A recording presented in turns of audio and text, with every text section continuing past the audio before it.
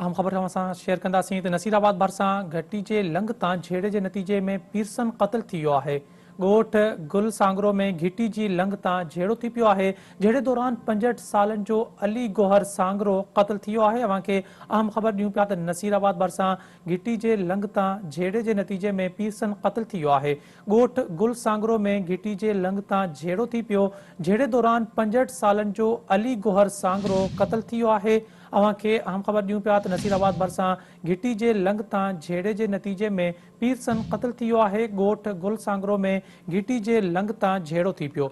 झेड़े दौरान 65 सालनि जो अली गोहर सांगरो क़त्ल थी वियो आहे। अव्हां खे अफ़सोसनाक ख़बर ॾियूं पिया त नसीराबाद भरिसां घिटी जे लंघ तां झेड़े जे नतीजे में पीरसन क़त्ल थी वियो आहे। ॻोठ गुल सांगरो में घिटी जे लंघ तां झेड़ो थी पियो। झेड़े दौरान 65 सालनि जो अली गोहर सांगरो क़त्ल थी वियो आहे। अव्हां खे ॾुखोईंदड़ ख़बर ॾियूं पिया नसीराबाद मां त नसीराबाद भरिसां घिटी जे लंघ तां झेड़े जे नतीजे में पीरसन क़त्ल थी वियो आहे। ॻोठ गुल सांगरो में घिटी जे लंघ तां झेड़ो थी पियो आहे। तफ़सील मालूम कंदासीं सिंध टीवी न्यूज़ जे रिपोर्टर अल्लाह बख़्श कुरैशी खां। अल्लाह बख़्श, अफ़सोसनाक वाक़ियो कीअं पेश आयो आहे?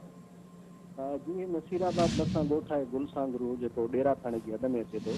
उते चाचो भाइटियो आहे, उन्हनि जो पाण में घिटीअ जे लंघ तां हिकिड़ी मामूली ॻाल्हि तां झेड़ो थियो। उन झेड़े में ॿिन्ही धुरियुनि जा हामी पहुची विया, जिते लच्छुनि ऐं ॾंडनि जो उन्हनि आज़ादाना इस्तेमालु कयो आहे।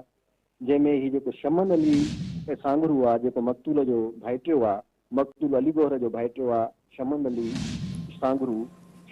सांगरूअ जे धक लॻण सां संदसि चाचो अली गोहर पुटु अलहर अछो सांगरू धक लॻण करे क़त्ल थी वियो। जंहिंखां पोइ मक़तूल जो लाश रूरल सेंटर नसीराबाद आंदो वियो, जिते ज़रूरी कार्रवाई बाद लाश उन वारसनि हवाले कयो आहे। रूरल सेंटर में मक़तूल जा ॿ नंढड़ा पुट बि मौजूदु हुआ, जेके रोई रहिया हुआ ऐं जिन जो चवणु हुयो त मामूली ॻाल्हि ते असांजे बाबा खे क़त्ल कयो आहे ऐं हिकिड़ी मामूली ॻाल्हि घिटीअ जे लंघ जी असां सां ज़ुल्म थियो आहे, ज़्यादती थियो आहे, असांखे इंसाफ़ थी थो वञे। जी, अल्लाह बख़्श कुरैशी, तफ़सील ॾियण लाइ वॾी महिरबानी अव्हां जी।